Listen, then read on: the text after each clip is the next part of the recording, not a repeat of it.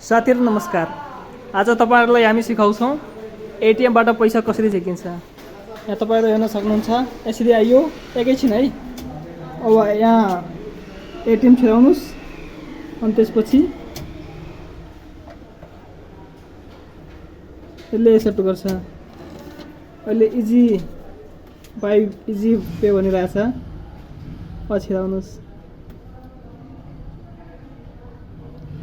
यो global IME को ATM हो। छिराउनुस् न छिराउनुस्।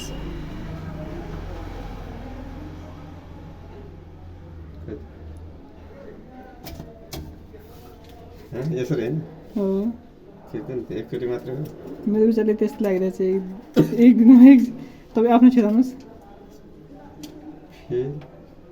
फ्रीडम तपाई आफ्नो छिराउनुस्।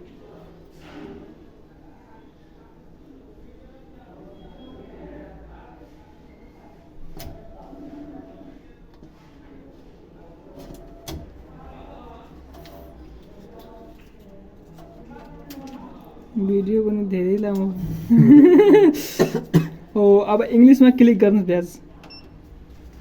इंग्लिशमा क्लिक गरेपछि यहाँबाट पिन नम्बर इन्टर गर्न पर्छ। त्यसपछि फेरि यहाँ कन्टिन्यू फेरि फर्स्ट केसमा।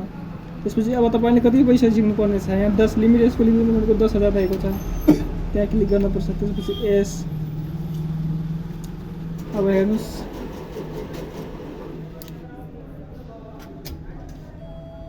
यो कार्ड बाहिर आयो हैन। त्यसपछि प्लिज टेक योर कार्ड लेखेको छ। अब यहाँ तल पैसा आउँछ। अब हेर्नुस् कति पैसा आउँछ। 10,000 झिक्दा 20,000 आउँछ ट्याक्क ग्लोबल आइमी मा।